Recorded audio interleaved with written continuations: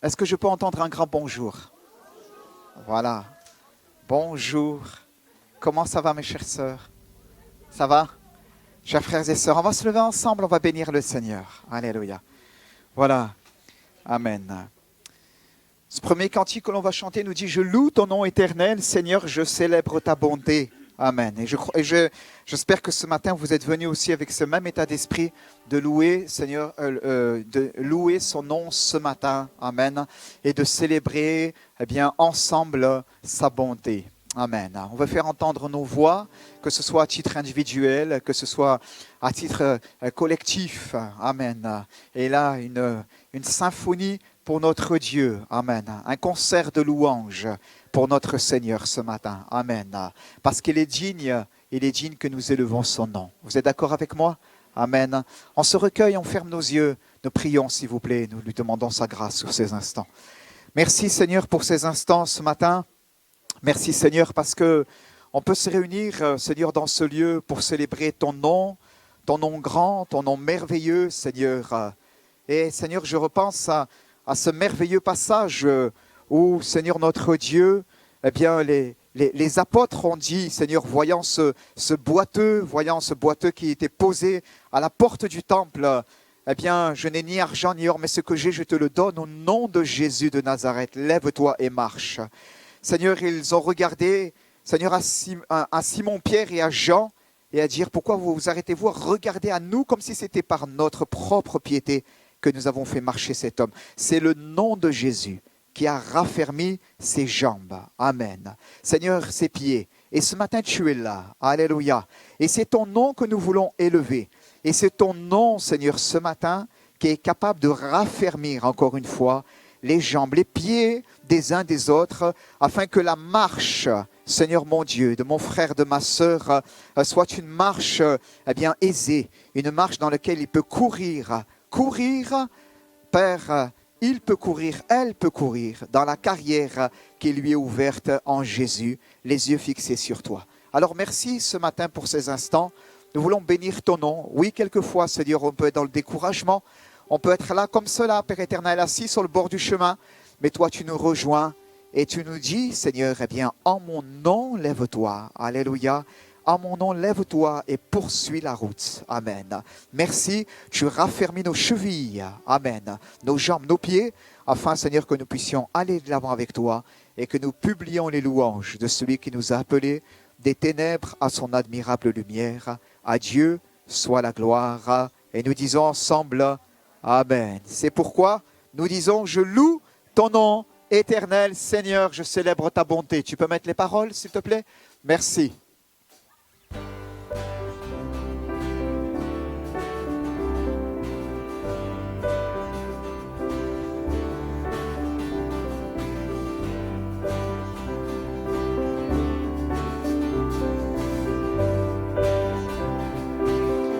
On y va ensemble. Je loue ton nom éternel, Seigneur, je célèbre ta bonté. Quelle joie tu vis en moi, quelle joie tu vins pour nous sauver. Tu vins du ciel sur la terre, montrer la voie de la terre à la croix, payé pour moi. De la croix jusqu'au tombeau, et du tombeau jusqu'au ciel, je loue ton nom éternel.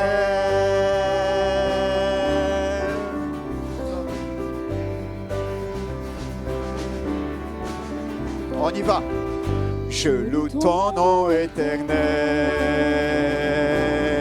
Seigneur, je célèbre ta bonté. Quelle joie tu vis en moi, quelle joie tu vins pour nous sauver. Tu vins du ciel sur la terre, montrer la voie de la terre à la croix, payé pour moi, de la croix jusqu'au tombeau, et du tombeau jusqu'au ciel. Je loue, tu viens du ciel.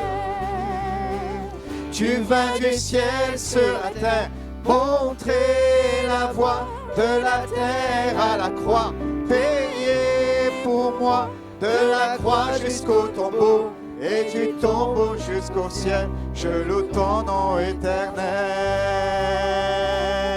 Je loue ton nom éternel. Je loue ton nom éternel. Alors attendez un instant. Alléluia. C'était juste pour voir si vous chantez. On va le reprendre ensemble. D'accord? Je loue ton nom éternel. C'était pas mal, mais je crois qu'on peut le chanter encore plus fort dans ce lieu. Amen. Je loue ton nom éternel. On y va? 3, 4. Je loue ton nom éternel. Seigneur, je célèbre ta bonté. Alléluia. Quelle joie tu vis en moi. Quelle joie tu viens pour nous sauver. Tu viens du ciel, tu viens du ciel, Sur la terre, montrer la voie, de la terre à la croix, payer pour moi, de la croix jusqu'au tombeau, et du tombeau jusqu'au ciel, je loue ton nom. Alléluia, nous le reprenons, je loue ton nom éternel. Je loue ton nom éternel. Seigneur, je célèbre ta bonté. Quelle joie tu vis en moi. Quelle joie tu viens pour nous sauver. Tu viens du ciel sur la terre, montrer la voie, de la terre à la croix, payer pour moi, de la croix jusqu'au tombeau, et du tombeau jusqu'au ciel, je loue ton nom. Tu viens du ciel, tu viens du ciel sur la terre, montrer la voie, de la terre à la croix, payer pour moi, de la croix jusqu'au tombeau, et du tombeau jusqu'au ciel, je loue ton nom éternel. Je loue ton nom éternel. Je loue ton nom éternel. Alléluia. On peut acclamer le Seigneur ensemble. Alléluia. Nous le célébrons. À lui soit la louange et la gloire. Alléluia. Dieu a une armée qui se lève pour lui obéir. Dieu a une armée qui se lève pour le servir. Peuple de Dieu, lève tes mains pour l'adorer. Peuple de Dieu, ouvre ta bouche. Alléluia.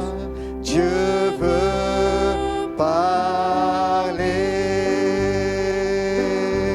C'est l'Esprit de Dieu qui l'emmène, qui mène ses pas. C'est l'Esprit de Dieu, Alléluia, qui l'entraîne, Amen, l'entraîne au combat.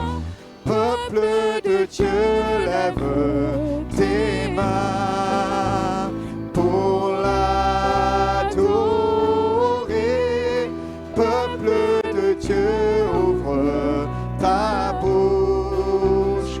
Dieu veut parler à l'agneau de Dieu, la victoire. Alléluia. dans les lieux À ton nom, très hauts, à l'agneau de Dieu, la victoire. Vive notre héros. Peuple de Dieu, lève tes mains pour l'adorer. Peuple de Dieu, ouvre ta bouche. À l'agneau de Dieu, à l'agneau de Dieu, à l'agneau. Alléluia.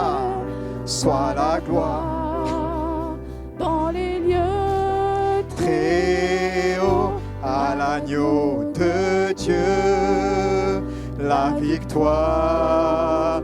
vive notre héros. Peuple de Dieu, lève tes mains pour l'adorer. Peuple de Dieu, ouvre ta bouche. Dieu veut, encore une fois, peuple de Dieu. Oui, peuple de Dieu, lève tes mains pour l'adorer. Peuple de Dieu, ouvre ta bouche. Dieu veut pas, encore une fois.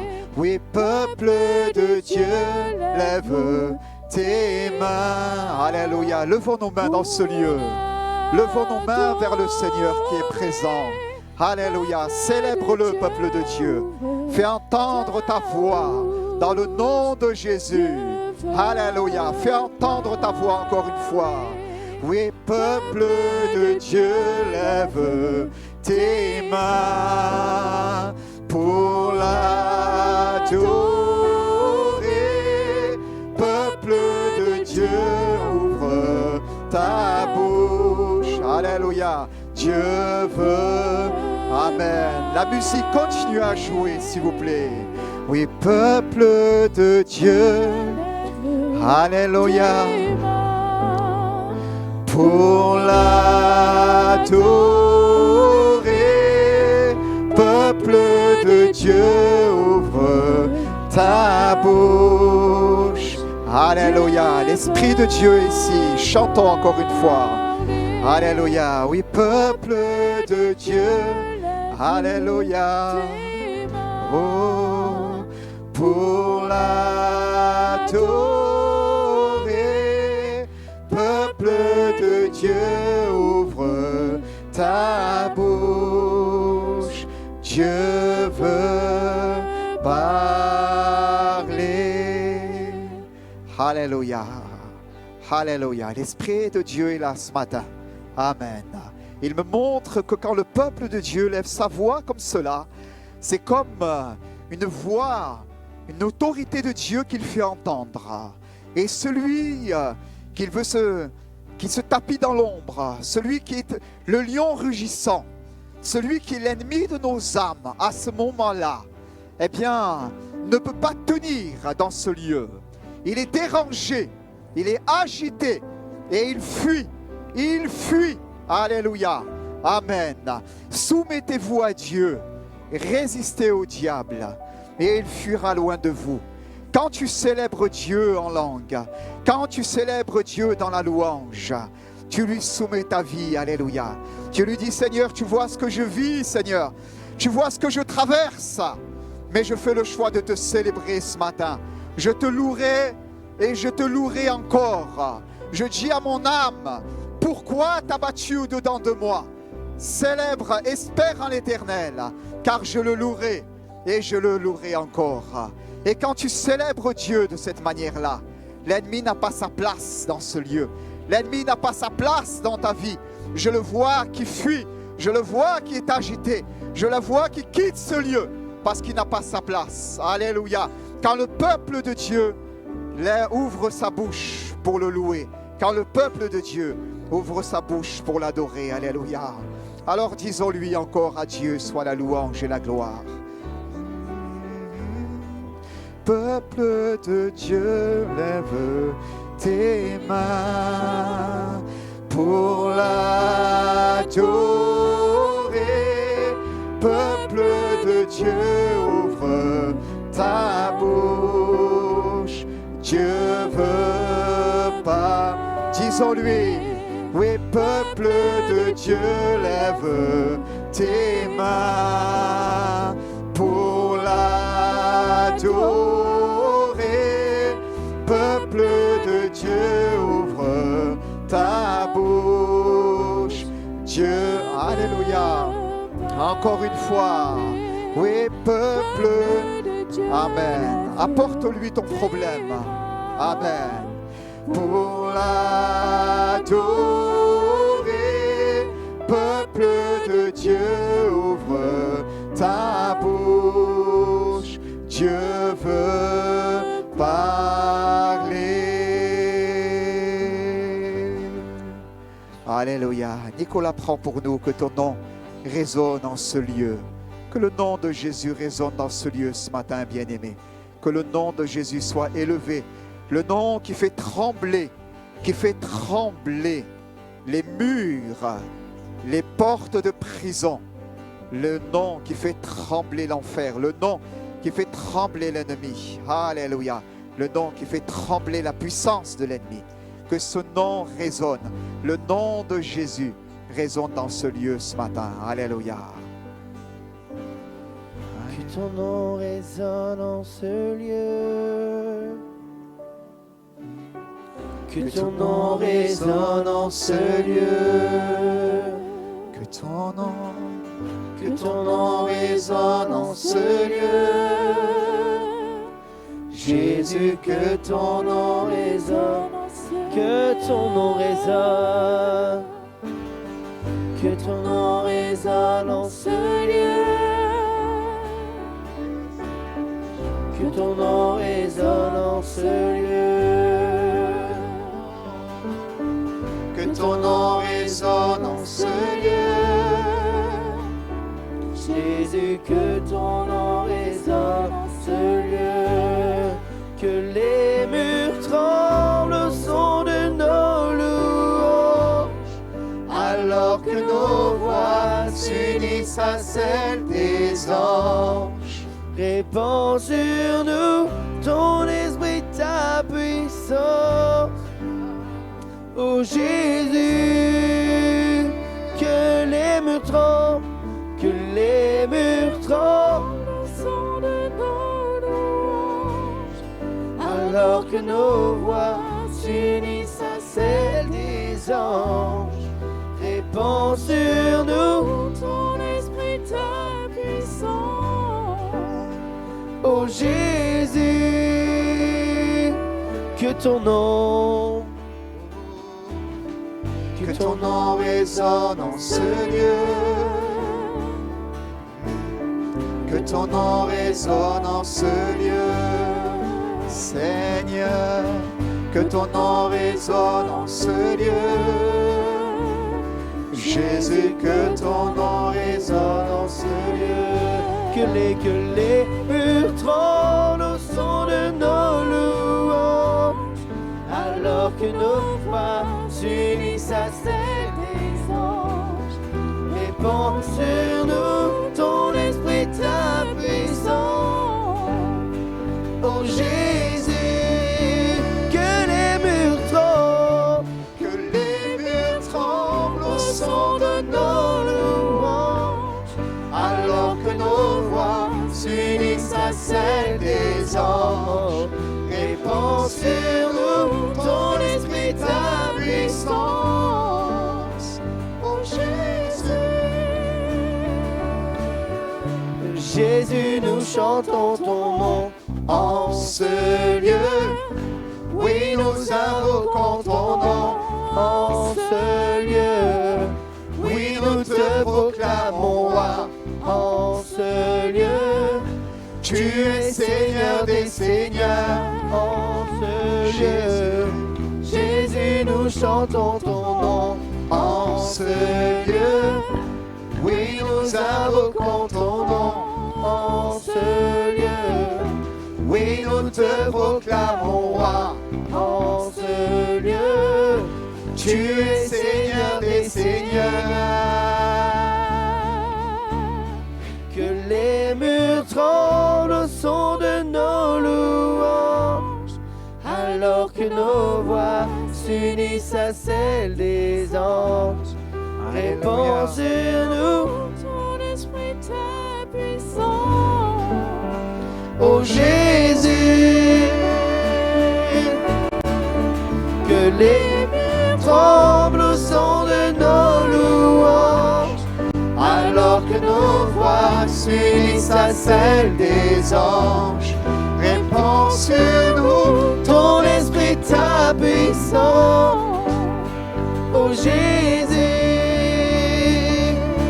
que les murs tremblent au son de nos louanges.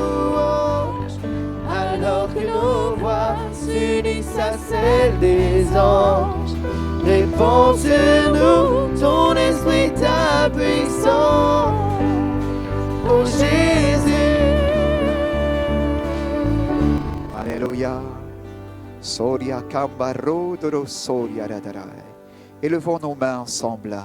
La musique continue à jouer. Alléluia. Amen.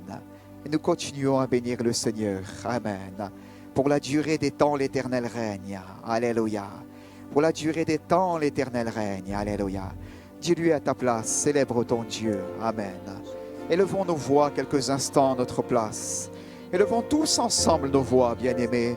Célébrons le Seigneur. Il est là présent dans ce lieu. Alléluia. Alléluia. Des langues de feu, semblables à des langues de feu, leur apparurent séparées les unes des autres. Et ils se posèrent sur chacun d'eux.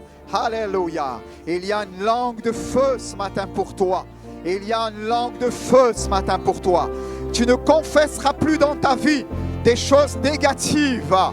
Tu ne parleras plus avec une langue négative, une langue abattue, une langue de découragement. Mais Dieu te donne ce matin une langue de feu. Alléluia.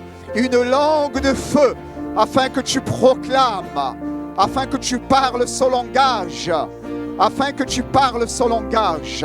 Alléluia. Alléluia. Déclare-le ce matin. Célèbre ton Dieu. Il te donne cette langue ce matin. Elle est pour toi. Alléluia. À lui seul soit la louange. À lui soit la gloire ce matin. Béni soit le Seigneur Jésus. Soria cantere de kerio. Apporte-lui ton fardeau. Apporte-lui tes doutes. Comme ce Père qui a dit: je crois, mais viens au secours de mon incrédulité. Ce Père qui a dit: si tu peux quelque chose, viens à notre secours. Alors qu'il avait son fils qui était tourmenté par le démon, tantôt jeté dans l'eau, tantôt jeté dans le feu. Il crie et il dit: je crois, mais viens au secours de mon incrédulité. Jusqu'à présent, ta langue, elle confessait des choses qui n'étaient pas à la gloire de Dieu et qui bloquaient l'action du royaume de Dieu dans ta vie. Mais ce matin, Dieu dépose sur toi une langue de feu. Alléluia. Une langue de feu afin que tu t'empares de ce que le Seigneur il a pour toi, mais aussi pour ta famille. Pour ta famille, dans le nom de Jésus, une langue de feu. Alléluia. Béni soit le Seigneur. Alléluia. Sois loué, Seigneur Jésus. Rends-lui grâce à ta place. Rends-lui grâce pour la langue de feu qu'il te donne. Bénis le Seigneur. Amen. Elle brûle et elle consume en toi ce qui était négatif. Il pardonne, voici ton iniquité. Et il fait une œuvre qui ne trompe point. Parce qu'il est le Dieu fidèle, à lui soit la gloire. Parce qu'il est le Dieu fidèle. Et parce qu'il veut t'emmener plus loin avec lui. Dans des grandes eaux, dans des eaux profondes. À lui soit la gloire ce matin. À lui soit la gloire dans l'Église et en Jésus-Christ. Alléluia. Alléluia. Les frères vont s'avancer pour la Sainte Seine. On ne va pas faire de lecture. On va rester dans ce moment de louange. Alléluia. Tout à l'heure, on va entendre la parole de Dieu. Mais on veut rester dans cet esprit de louange. Alléluia. Et les frères vont préparer la Sainte Seine, vont distribuer la Sainte Seine. Je rappelle simplement ce que nous célébrons ce matin. Jésus a dit, lors du dernier souper, prenons le pain, et le rompant, eh bien prenez-en et distribuez-le entre vous. Distribuez-le entre vous. Car ceci est mon corps qui est brisé, qui a été meurtri, qui est donné pour vous. Alléluia. Prenant une coupe, l'Écriture nous dit, il rendit grâce et il leur donna aussi. Et il leur dit, cette coupe est la nouvelle alliance que j'accomplis en mon sang, que j'ai accompli en mon sang. Buvez-en tous, buvez-en tous. Alléluia. Car chaque fois que vous prenez de ce pain et de ce vin, vous annoncez ma mort et ma résurrection jusqu'à ce que je vienne. Et Jésus dit, faites ceci en mémoire de moi. Faites ceci en mémoire de moi. Car chaque fois que vous faites cela, vous annoncez ma mort, vous proclamez, alléluia, vous célébrez la croix, ce que j'ai accompli pour vous. Là où la mort a été vaincue, définitivement vaincue. Là où l'ennemi a été dépouillé de ses droits et de son autorité. Là où j'ai absorbé en mon corps le monde ancien pour faire en moi une nouvelle création. Alléluia. Une nouvelle création. Jésus est le second Adam. Amen. Il est les prémices de ceux qui sont ressuscités. Amen. Si nous sommes morts avec lui, nous vivrons avec lui. Alléluia. Alléluia. Il est celui qui est le Christ ressuscité. Il a dit, faites ceci en mémoire de moi jusqu'à ce que je vienne. Seigneur, bien humblement ce matin, on veut prendre la Sainte Seine et se rappeler que ces emblèmes, ce corps, c'est ce pain, c'est l'empreinte de ton corps qui a été livré pour nous.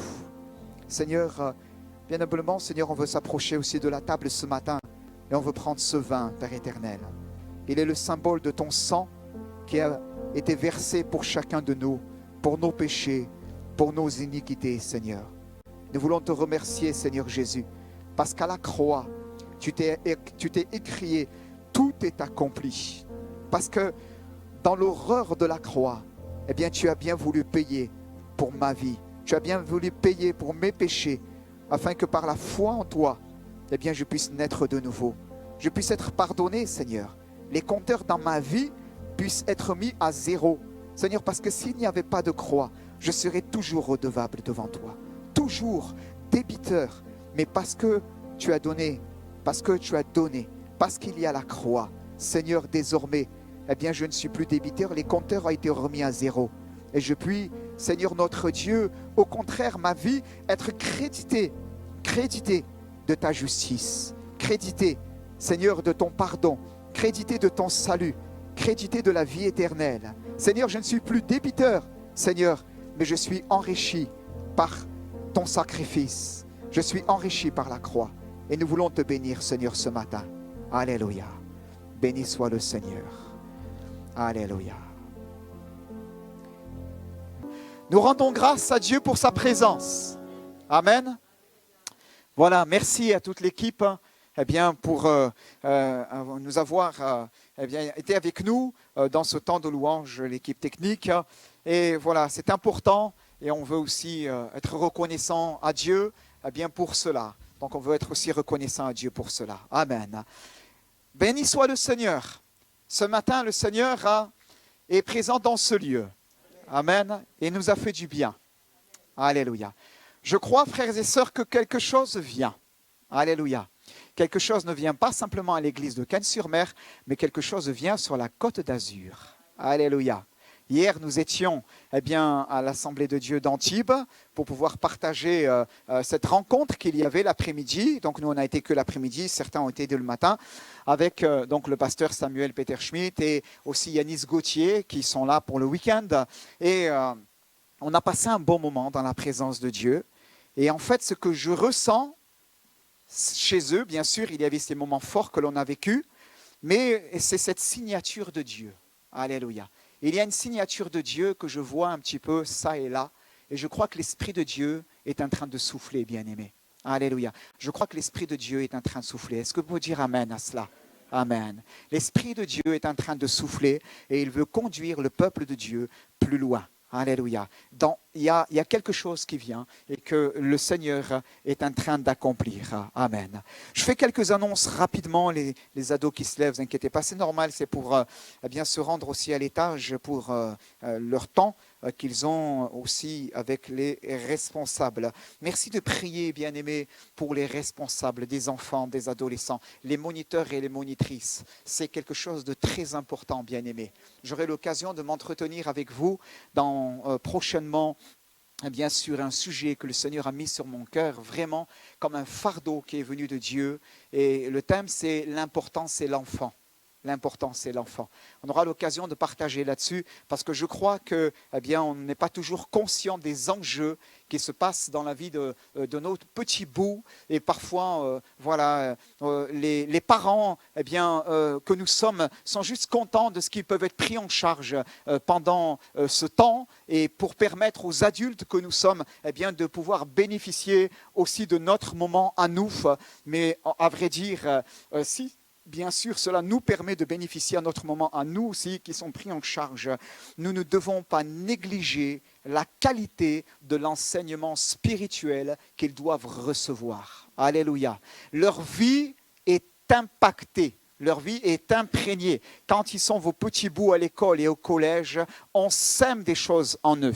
Lorsqu'ils sont à l'église, dans le temps qui nous est imparti, bien-aimés, un petit peu en semaine, et le dimanche, c'est 2 heures, on sème et on construit chez eux le royaume de Dieu. C'est important que les moniteurs et monitrices eh bien, puissent être qualifiés du ciel pour pouvoir construire ces petits bouts le royaume de Dieu. Et c'est important que vous, Église, vous priez pour eux. Vous priez pour eux et qu'aussi, en plus de prier pour eux, afin que le Seigneur les bénisse, vous valorisez leur travail. C'est important, bien-aimés. Parfois, on dit, oh, c'est bon, c'est bon. Non, non, non, non, non. C'est très important. C'est très important. Je ne pense pas que vous voulez qu'on enseigne n'importe quoi à vos enfants. Et il faut valoriser leur travail. Et ils construisent le royaume de Dieu chez vos enfants, chez mes enfants. Et intéressez-vous à ce qu'ils entendent. Partagez avec eux à table. Dites de quoi il a parlé, de quoi elle a parlé. Non pas pour refaire toute la leçon, mais juste pour vous continuer à alimenter ce qu'ils ont reçu. Comprenez? Et là, parfois, ça ouvre eh bien, un sujet de discussion et ça vous permet eh bien, d'y ajouter quelque chose pour pouvoir aussi les bénir. C'est important, bien-aimés. Amen. Construisez le royaume de Dieu dans vos petits bouts. On peut mettre les annonces rapidement, je serai bref. Donc, je veux tout d'abord souhaiter la bienvenue à ceux et à celles qui nous visitent. Voilà. 2 Hauts-Savoyards, les plus beaux, ils se lèvent. Julien et Cyrielle, vous êtes condamnés à vous lever. On peut les applaudir, s'il vous plaît. Voilà, c'est 2 de nos petits jeunes qu'on avait lorsqu'on était en Haute-Savoie. Ils ont fait tout un bout de chemin et on est heureux de vous avoir avec nous.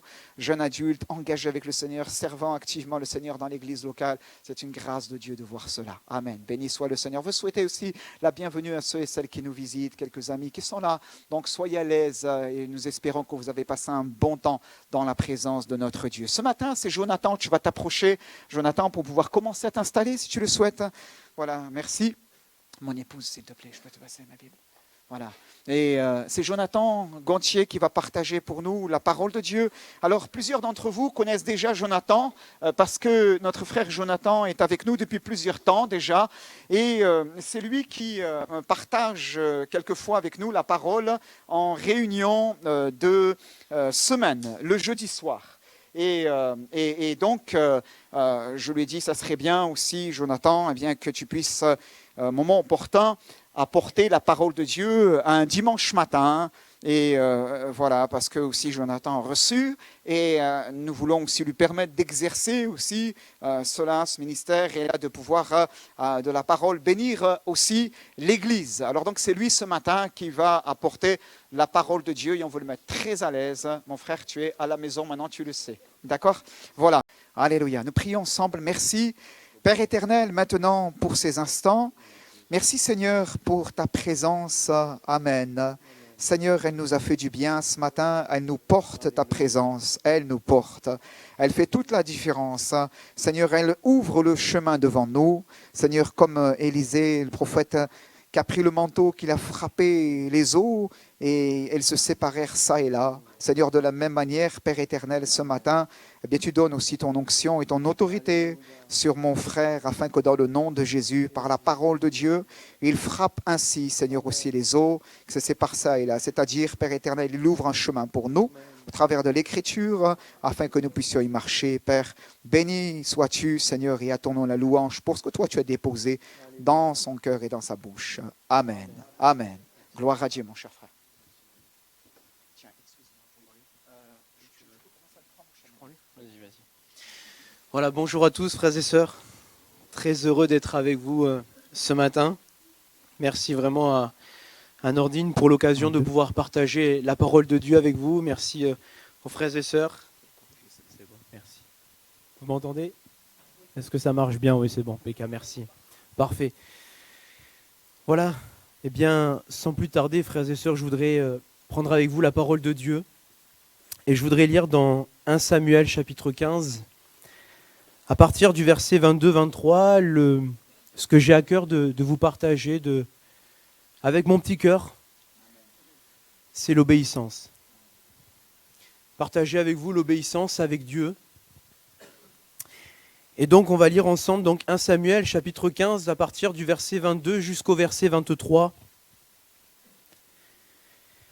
Samuel dit, l'Éternel trouve-t-il du plaisir dans les holocaustes et les sacrifices comme dans l'obéissance à la voix de l'Éternel ? Voici, l'obéissance vaut mieux que les sacrifices, et l'observation de sa parole vaut mieux que la graisse des béliers. Car la désobéissance est aussi coupable que la divination, et la résistance ne l'est pas moins que l'idolâtrie et les théraphim. Puisque tu as rejeté la parole de l'Éternel, il te rejette aussi comme roi. Amen. Bien-aimés, pour vous expliquer un petit peu le contexte de ces deux versets, parce que sinon ça aurait été trop long de tout lire. L'Éternel, qui est Dieu, donc, qui demande donc au prophète Samuel de parler au roi d'Israël nommé Saül. Le roi d'Israël s'appelait donc Saül et il avait donc pour mission, son but c'était donc d'exterminer les Amalécites, descendants donc d'Amalek, qui avaient été les premiers à s'opposer contre Dieu. C'est donc une armée qui s'est opposée contre Dieu, donc les descendants d'Amalek. Et vous avez même la référence biblique bien auparavant dans Exode chapitre 17 du verset 8 à 13. Et en réalité, les Amalécites représentaient eh bien, la puissance du mal. Ils représentaient la puissance de l'ennemi. Et il y avait énormément d'opposition avec ces gens. Beaucoup d'opposition vis-à-vis de Dieu et à son peuple et à la foi. Et Saül donc devait entièrement détruire, devait complètement détruire l'armée donc des Amalécites jusqu'au point même des animaux, au point qu'il fallait tout exterminer. C'était l'ordre de l'Éternel, ce qu'avait donc communiqué Dieu à Samuel, le prophète. L'Éternel a décidé que les Amalécites devaient être totalement anéantis de peur que les enfants des Amalécites vivent sous l'influence corrompue et perverse de leurs parents. Voilà pourquoi Dieu a demandé qu'il fallait exterminer tout le peuple des Amalécites. Et je voudrais, avec vous, voir la définition du mot obéissance. La définition du mot obéissance, c'est action d'obéir, c'est se soumettre, se conformer, obtempérer, suivre les règles dictées par quelqu'un ou quelque chose. Et dans le contexte de cette situation, au travers de l'obéissance, Dieu a demandé donc à Saül d'exterminer quelque chose de très précis. Il fallait exterminer les Amalécites. Il fallait absolument que le roi d'Israël se soumette à la volonté de Dieu. C'est particulier quand même, d'exterminer ce peuple. Mais on l'a compris le contexte, pourquoi Dieu avait voulu ainsi. Et Saül et le peuple ne se sont pas engagés aux ordres de Dieu. Ils ne se sont pas engagés à faire la volonté de l'Éternel. Alors, le roi d'Israël, Saül, s'est rebellé contre Dieu. Saül s'est rebellé contre Dieu et a refusé de suivre les instructions précises qui avaient été reçues de la part de Dieu. Saül a refusé et s'est rebellé. Et il estimait que la parole de Dieu était bonne, mais pas assez sacrée pour qu'on lui obéisse dans le moindre détail. Elle est bonne, la parole de Dieu, mais parfois on n'obéit pas toujours. Son rejet de la parole de Dieu était encore aggravé par le fait que ce n'est pas la première fois que Saül a désobéi à l'Éternel. Parce que si on lit auparavant, dans 1 Samuel 13, la même chose, Saül a désobéi encore une fois. Ça a été la première fois où il a désobéi. Là, c'est la deuxième fois que Saül désobéit. Maintenant, j'aimerais voir avec vous, bien-aimés, aussi le contraire de l'obéissance, eh bien, c'est la désobéissance. La définition du mot désobéissance, c'est action de désobéir. C'est refus de se soumettre à une loi, à un ordre, et c'est l'insoumission, la désobéissance, c'est de l'insoumission. C'est également de l'insubordination, de la rébellion, de la résistance parfois, et de la révolte, et même de la transgression. Et la désobéissance vis-à-vis de Dieu est une action qui est très lourde vis-à-vis de l'Éternel. Très lourde de conséquences, le défaut majeur dans la vie de Saül, et qu'en réalité, c'est ce qui lui manquait réellement, quelque chose de sacré, bien-aimé, la crainte de Dieu. Pour la vie de Saül, il manquait la crainte de l'Éternel. C'est un point qu'on va aborder tout à l'heure au sujet de la crainte de l'Éternel.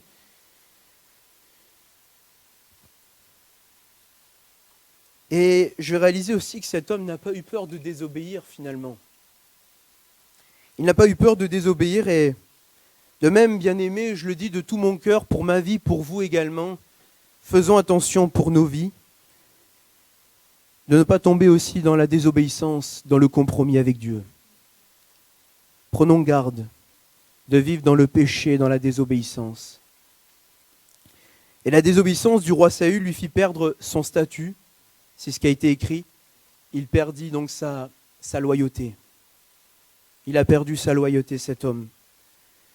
Au point que cet homme, par la suite, eh bien, il est dit que l'Esprit de l'Éternel s'est retiré de lui. Il a tout perdu, cet homme. Il a perdu la présence de Dieu. C'est ce qui anime votre vie, mes bien-aimés. Quand on vit dans la désobéissance, quand on vit dans le péché, attention, la présence de Dieu se retire petit à petit. Et lui, cet homme, tellement qu'il a tellement désobéi qu'il est dit que l'Esprit de l'Éternel s'est retiré de lui.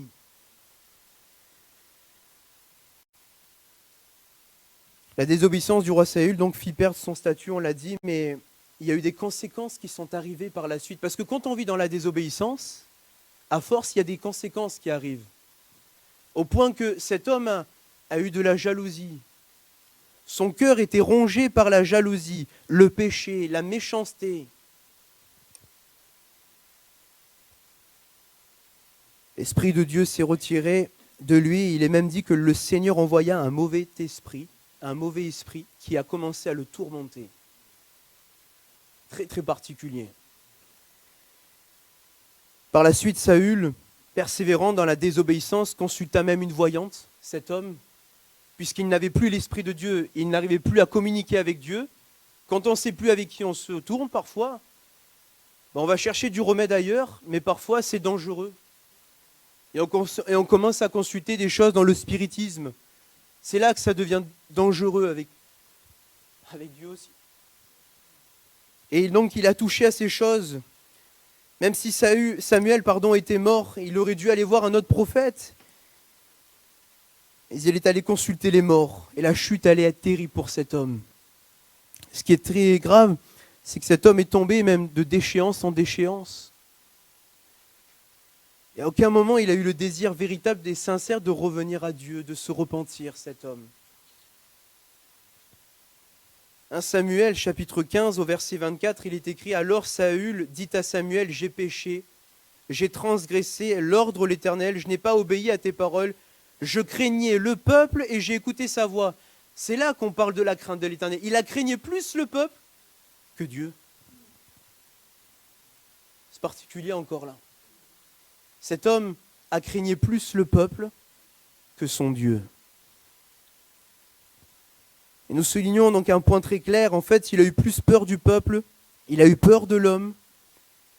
Et en plus, ce qui s'est passé à la suite, c'est terrible, c'est que cet homme s'est suicidé à la fin. Saül s'est suicidé à cause de la désobéissance. Et malheureusement, la désobéissance engendre des répercussions terribles quand il n'y a pas de repentance vis-à-vis de Dieu. Et pour revenir au passage de 1 Samuel qu'on a lu, cela nous indique que nous pouvons faire des plus grandes choses aux yeux de Dieu. On On peut faire les plus gros sacrifices. On peut faire de belles choses.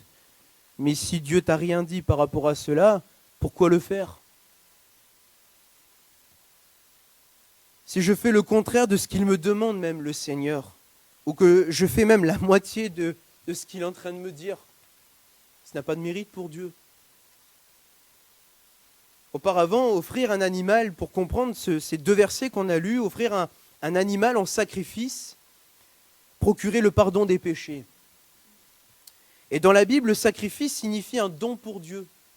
C'est d'offrir quelque chose de précieux pour Dieu. C'était ça le sacrifice, pour comprendre le contexte. C'est-à-dire qu'on offre quelque chose de plus précieux. C'est ce qui est le plus précieux. Qu'est-ce que vous avez de plus précieux à offrir ce matin? Eh bien, si on le transpose même avec le Seigneur, c'est ce qu'il a fait pour nous, Jésus. Il n'était pas obligé de donner sa vie à la croix de Golgotha.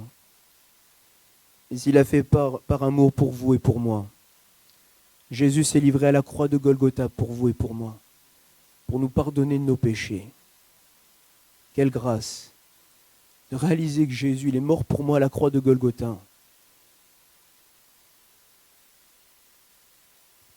Afin de prendre tous nos péchés, nos échecs, nos tristesses, nos angoisses, nos maladies. Jésus, il a tout pris à la croix. Et le salut, bien-aimé, signifie la grâce d'être sauvé par Jésus, d'être pardonné. Jésus-Christ a pris sur lui notre péché et est mort à notre place. Dans 2 Corinthiens, chapitre 5, 2 Corinthiens 5, verset 21, il est écrit « En effet, celui qui n'a pas connu le péché, il l'a fait devenir péché pour nous, afin que nous devenions en lui justice de Dieu. Amen. » Et Hébreux 5, verset 8, au travers de l'obéissance, bien-aimé, bien qu'étant fils de Dieu, il a appris l'obéissance par tout ce qu'il a souffert. Dans la version Bible du Semeur, Amen. Jésus s'est humilié. Il s'est rendu obéissant jusqu'à la mort, jusqu'à la croix. Il est le parfait exemple. Rendons-nous compte, bien qu'il était le Fils de Dieu, Jésus. Jésus était le Fils de Dieu, il a obéi à son Père. Il n'y a jamais eu d'insoumission dans le cœur de Jésus pour aller à la croix. Il n'y a pas eu d'insoumission. Jésus a accepté de se livrer à la croix, pour vous, pour moi.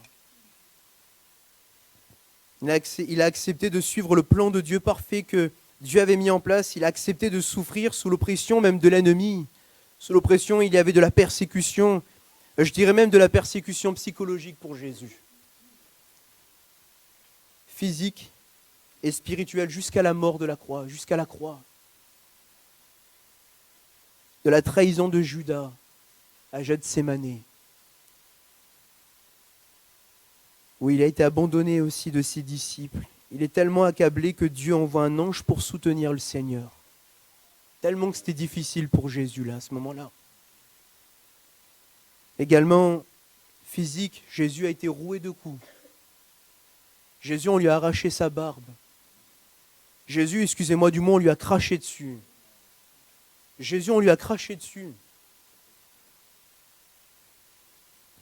On lui a posé une couronne d'épines. Moi qui étais en Israël, je vous dis la vérité, les épines, ce n'est pas les épines qu'il y a en France. Les épines, elles font presque 5 cm de longueur, voire presque 8 cm, tellement qu'elles sont énormes. Et c'est ce qu'on lui a posé sur la tête de Jésus, tellement qu'il était en sang, le Seigneur. On lui a défiguré même le visage, on lui a mis des coups de poing au Seigneur. Les soldats romains lui ont roué de coups. Et j'ai voulu faire cette parenthèse très importante pour vous décrire un petit peu ce que Jésus a accepté par obéissance. Ce que Christ a accepté par obéissance. Mais ce qui est extraordinaire, c'est que l'obéissance a engendré la plus belle des victoires sur le diable et ses démons. Alléluia. Quelle grâce.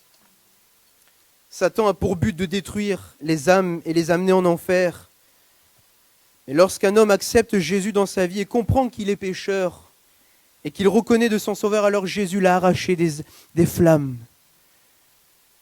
Jésus l'a arraché des flammes de l'ennemi pour qu'il devienne un enfant du Seigneur. Et tu peux le devenir ce matin. Tu peux devenir un enfant de Jésus si tu l'acceptes comme sauveur. Alléluia. Revenons un petit peu au texte, bien-aimés. Il est écrit que l'obéissance vaut mieux que tous les sacrifices. L'observation de sa parole vaut mieux que la graisse des béliers. Et la parole de Dieu nous dit dans Actes chapitre 5, verset 29, il faut obéir à Dieu plutôt qu'aux hommes. Et je dois craindre dans mon cœur et veiller à aimer mon Dieu et sa parole plus que me disent les hommes. Et c'est là que je voudrais revenir, mes amis, mes bien-aimés, sur la crainte de l'Éternel, sur la crainte de Dieu pleinement.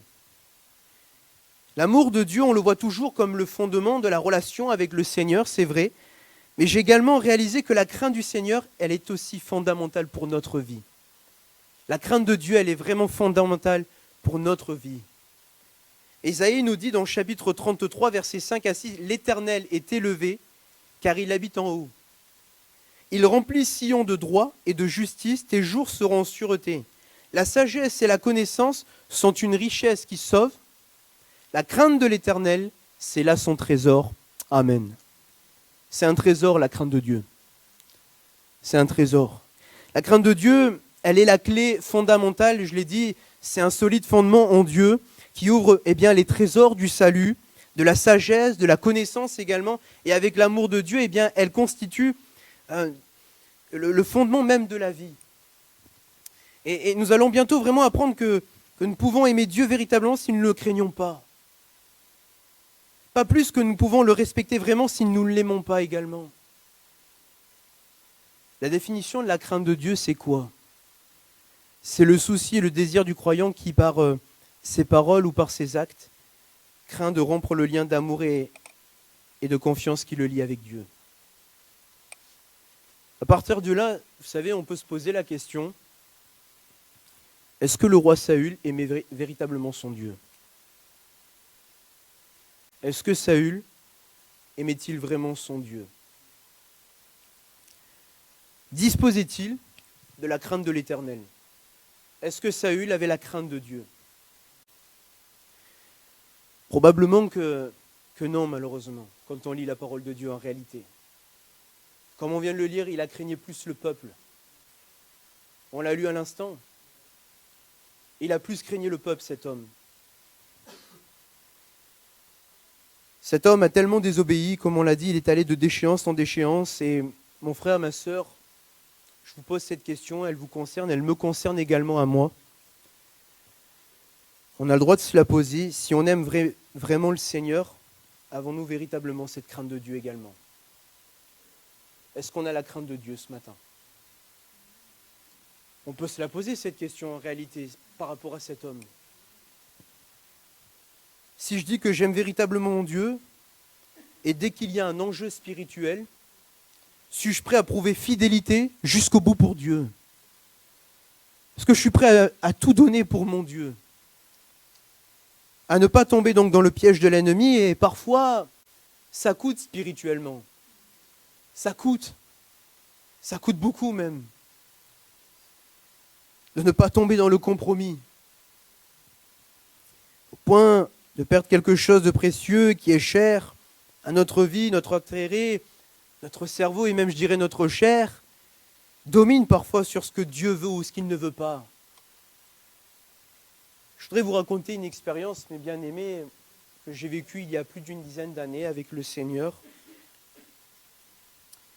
J'avais 18 ans et j'étais en période de CDD, donc dans l'automobile. Je travaillais dans une marque automobile. Et donc dans le passé, donc je me rappelle très très bien de ce qui s'est passé, c'était un samedi matin. Un samedi matin, comme voilà, par habitude, une livraison d'une voiture. Les clients ont déposé donc leur voiture, et ils ont pris leurs nouvelles, donc on a fait comme un échange. Donc je récupère la voiture, il y a un marchand, parce que la voiture, on ne comptait pas la garder, cette voiture, on n'allait pas la revendre nous-mêmes, c'était prévu pour qu'un marchand la rachète. Vous savez, quand elles ont beaucoup de kilomètres, les voitures, ça ne nous intéresse pas toujours. Bref. Donc le marchand arrive, il vient voir la voiture en réalité, et il commence à mettre le contact. Et quand il met le contact, la voiture, elle fait un bruit, mais j'ai jamais vu ça. J'ai cru que le moteur, il allait tomber. Tellement que le bruit, il était bruyant, quoi.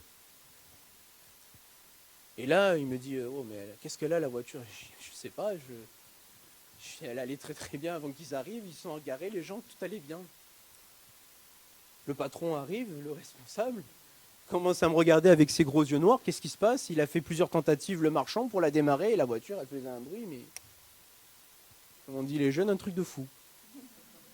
Je me permets, je suis encore jeune, ça va. Et donc, je savais plus où quoi me mettre, j'avais la tête baissée, je savais plus quoi dire.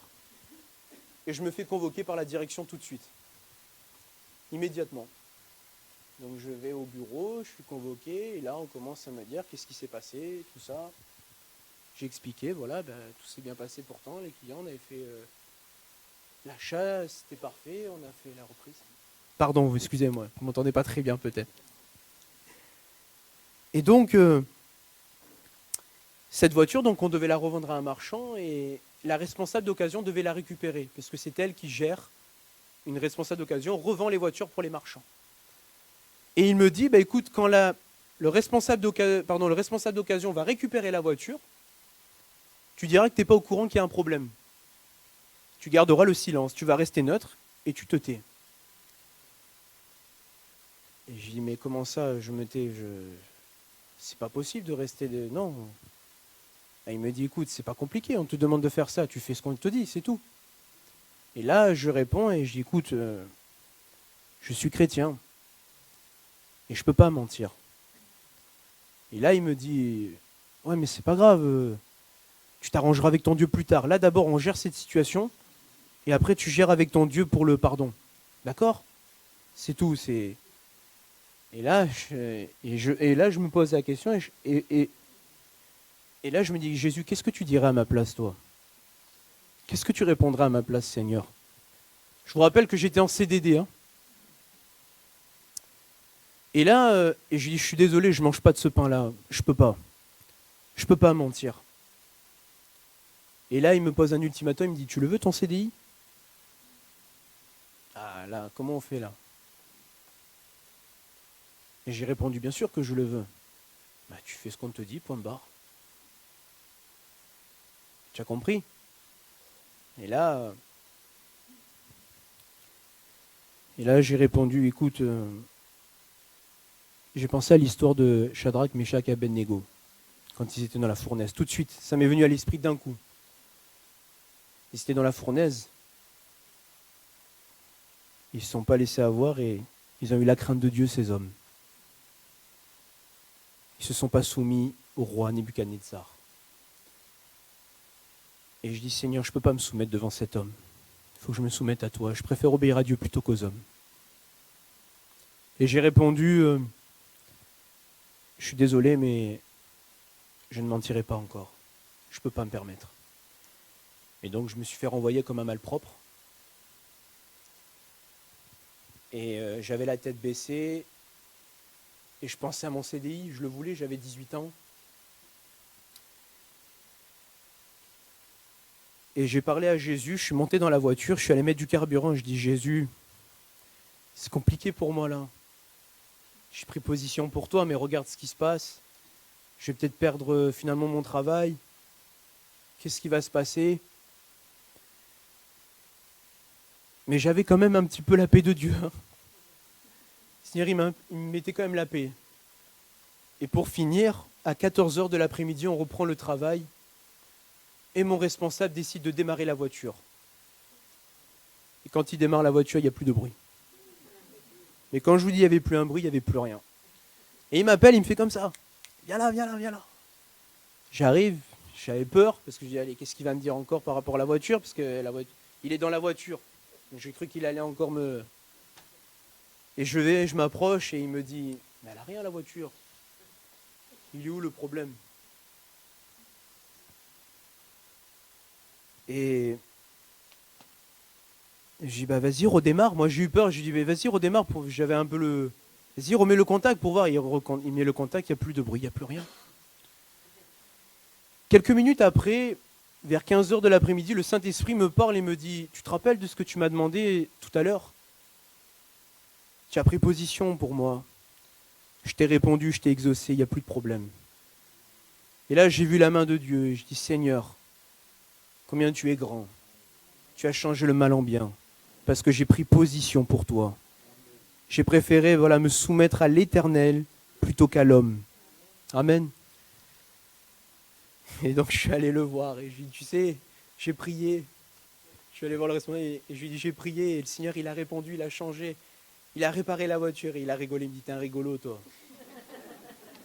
Il m'a dit, allez, sors. Il m'a dit, sors du bureau, allez, va de là. Va-t'en, il m'a dit, va-t'en. Mais ça m'a béni quand même, parce que j'ai vu la main du Seigneur. Et béni soit Dieu, parce que il faut vivre dans l'honnêteté. C'est sûr que c'est un métier pas toujours simple, l'automobile, pour vendre. Mais je préfère marcher dans la vérité, pour Dieu. Amen.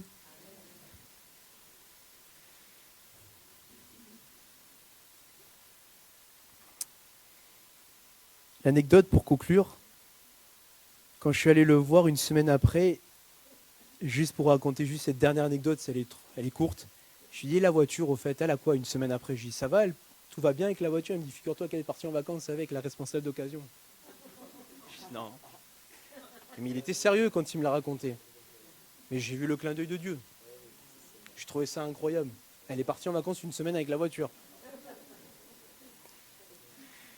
Bien-aimé, je voudrais reprendre un petit peu toujours dans le contexte de la parole de Dieu pour finir sur le passage dans 1 Samuel chapitre 15 du verset 23 vers 24. Car la désobéissance est aussi coupable, il est écrit que la divination et la résistance ne l'est pas moins que l'idolâtrie et les téraphim.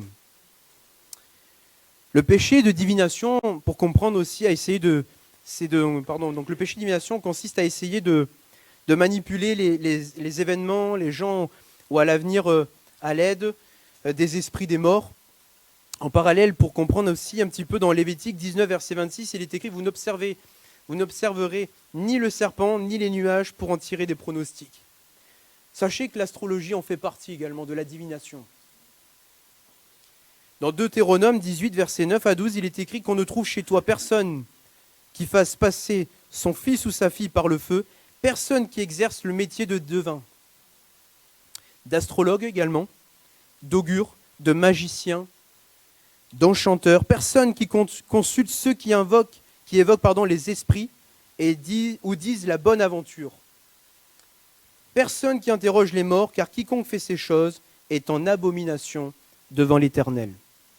Eh oui. Et c'est ce qu'a fait Saül. Encore Saül. Pour ça que Dieu l'a rejeté comme roi, parce que Saül est allé encore trop loin, ce roi. Et en faisant cela, donc il a montré, on l'a dit, il s'est rebellé, cet homme. Il a montré donc sa rébellion à Dieu et a diminué donc la puissance de l'Éternel. Il a rejeté même la seigneurie de Dieu. Et en faisant ces choses, Saül a perdu même la protection de l'Éternel et s'est mis sous la coupole du diable. Et c'est pour ça qu'aussi qu'il y a eu un mauvais esprit est arrivé sur la vie de Saül. Et la résistance à Dieu est comparable aux téraphim. C'était des petits dieux, comprendre, c'était des petits dieux qui en forme de statuettes. Les téraphim, c'était des petits dieux en forme de statuettes qu'ils gardaient et qu'ils idolâtraient. S'il y a peut-être des choses encore chez vous, des petits téraphim, séparez-vous de cela. Ce n'est pas la gloire de Dieu. Il faut s'en séparer. Résister à Dieu, ne pas lui obéir est tellement lourd et grave de conséquences. Rendez-vous compte quand même que Saül, résistant et désobéissant, est parti dans la divination, consultant les morts. Vous avez vu la gravité de ses actes, puisqu'à la fin, Saül donc a demandé la mort à son propre serviteur, le porteur d'armes. Et comme il n'a pas voulu le faire, il s'est jeté sur son épée et s'est donné la mort, Saül. Il s'est donné la mort, c'est pour ça que je l'ai dit tout à l'heure, il s'est suicidé. Et la désobéissance a engendré la déchéance et la mort physique et spirituelle. Et bien aimé, je conclurai aussi avec ce verset, on a bientôt terminé. Samuel dit, qu'as-tu fait? Saül répondit, lorsque j'ai vu que le peuple se dispersait loin de moi, c'est dans 1 Samuel 13, verset 11, jusqu'au verset 13, lorsque j'ai vu que le peuple se dispersait loin de moi, que tu n'arrivais pas au terme fixé et que les Philistins étaient assemblés à Michmash, je me suis dit, les Philistins vont descendre contre moi à Gilgal. et je n'ai pas imploré l'Éternel. C'est alors que je me suis fait violence et j'ai offert l'holocauste. Samuel dit à Saül, tu as agi en insensé. Tu n'as pas observé le commandement que l'Éternel ton Dieu t'avait donné. L'Éternel aurait affermi pour toujours ton règne sur Israël, et maintenant ton règne ne durera point. 1 Samuel 13, 11 jusqu'au verset 13. Bien-aimés, pour conclure, voilà pourquoi Dieu a dit l'obéissance vaut mieux que tous les sacrifices. L'obéissance de Saül aurait permis que sa royauté soit affermie, mais Saül voulait le peuple à côté de lui. Il voulait la gloire et le paraître, cet homme. Mais Dieu ne regarde pas l'apparence. Dieu regarde à votre cœur ce matin. Dieu cherche des vrais cœurs obéissants pour lui. C'est ce que Dieu veut. Des cœurs qui aiment son propre Dieu en réalité, jusqu'au bout. Excusez-moi, mais il n'a que faire de l'apparence. Elle est parfois tellement trompeuse, tellement fausse. Et je le répète encore, Dieu regarde au cœur ce matin. Dieu regarde au cœur et l'homme regarde à ce qui frappe les yeux. On peut prier, bien-aimé, ce matin ?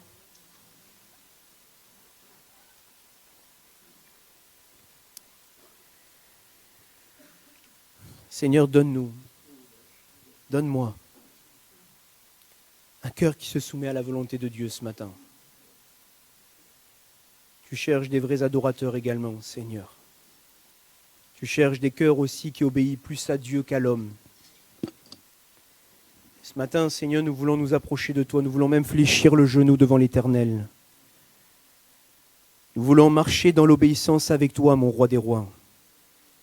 Je te prie de nous aider, c'est pas toujours simple, je l'ai dit, la chair parfois elle brûle. Le cerveau aussi, eh bien, ça le travaille. Mais Seigneur, nous voulons vraiment un cœur vrai pour toi. Un cœur obéissant, qui cherche plutôt la volonté de Dieu, Seigneur. Je te prie de bénir mon frère, ma sœur, si parfois c'est pas toujours simple. Seigneur, même au travail, je te prie de l'aider, de l'encourager, mon roi des rois. Seigneur, nous voulons marcher dans la vérité. Seigneur, nous voulons chercher en réalité cela, c'est le plus important. Seigneur, donne-moi aussi pour ma vie un cœur obéissant, Seigneur, pour toi. Je te prie de bénir l'église de Cannes-sur-Mer, de bénir ton œuvre, ton église, le couple pastoral, Nordine et son épouse, Graziella. Je te prie de les aider, de les encourager, à ce que nous marchions dans la vérité, pas dans le compromis au nom de Jésus. Tu préserves l'église de Cannes-sur-Mer au nom de Jésus. Merci, mon roi des rois. À toi toute la gloire, à toi toute la louange. Amen, Jésus. Sois béni, Seigneur, amen. Que Dieu vous bénisse, mes bien-aimés. Alléluia. Voilà, gloire à Dieu. Je vais vous inviter juste 2 secondes. Vous allez vous lever dans pas longtemps. Gardez la parole de Dieu dans votre cœur. D'accord ? Gardons la parole du Seigneur dans notre cœur. La parole de Dieu nous parle. Et nous ne voulons pas être des auditeurs oublieux. À travers de ce passage, eh bien, l'Écriture nous montre, et il a souligné, Jonathan, pour nous, que le Seigneur avait dit, tu voueras toutes ces choses par interdit. D'accord ? Et c'est ce que nous gardons à l'intérieur de nous-mêmes, qui finit irrémédiablement par nous conduire vers la désobéissance. Un cœur partagé. Il faut avoir un cœur entier pour le Seigneur. Il faut avoir un cœur entier pour le Seigneur. Et c'est la meilleure garantie. C'est la meilleure garantie. Meilleure manière de nous protéger contre la désobéissance. J'allais dire même contre nous-mêmes, contre notre mauvais cœur. Merci à Jonathan pour le partage de la parole de Dieu. Alors je ne vous dirai pas ce que ma femme a dit. D'accord ? Elle m'a dit, il faut le faire prêcher tous les dimanches. Regarde, il a fini à 11h moins 20, à midi moins 20. Que Dieu vous bénisse. Allez, on se lève, on termine par la prière, s'il vous plaît. Alléluia. Levons-nous ensemble. Amen. Marc, viens ici, tu termines en notre nom, mon frère. Allez, restons dans la présence de Dieu, même si on a le droit de rire, mais rendons grâce ensemble au Seigneur. Encore ce matin, Seigneur, combien il a été bon pour nous de venir dans ta maison pour célébrer ton nom, Seigneur, et au travers de la bouche du psalmiste, tu nous dis, heureux celui que tu as admis dans ta présence, que tu as choisi pour qu'il vive dans les parvis de l'Éternel. Et Seigneur, c'est ce que nous voulons de tout notre cœur, c'est parce que tu nous as choisis. Et nous vivons dans la présence de Dieu, dans les parvis de l'Éternel. Et c'est là notre place encore ce matin. Nous avons choisi la bonne part, c'est de venir chanter ton nom, louer ton nom, écouter ta parole. Et combien elle est bonne ta parole, combien tu nous as fait du bien par ta parole, Seigneur. Garde notre cœur plus que toute autre chose, Seigneur. Garde-nous dans ta parole, garde-nous dans la vérité de ta parole, sans compromis, Seigneur. Et nous te bénissons pour tous ces instants. Nous te bénissons pour la louange, nous te bénissons pour la prière, nous te bénissons pour le moment de communion fraternelle. Nous te bénissons pour le pain et le vin que nous avons pris, Seigneur, encore ce matin. Combien c'est bon de venir à l'église. Combien c'est bon de venir partager ta parole. Et je veux prier pour tous ceux et celles qui sont des personnes nouvelles ce matin, afin que tu touches leur cœur. Parce que toi, tu es l'Éternel, Seigneur. Tu touches les cœurs à salut. Seigneur, tu nous dis dans ta parole, au travers de la bouche d'Ésaïe, que ta parole ne revient point à toi sans avoir porté du fruit, selon ta volonté, selon l'exécution de tes desseins. Alors nous te bénissons encore ce matin, raccompagne-nous, fais-nous du bien. Seigneur, je te prie de bénir Nordine et son épouse qui vont partir à ce séminaire. Tu les gardes et tu les protèges de tout accident et de tout incident sur leur trajet. Tu les protèges et tu leur fais du bien, Seigneur, là-bas dans la communion fraternelle, avec l'amour de Dieu, au nom de Jésus. Amen. Amen.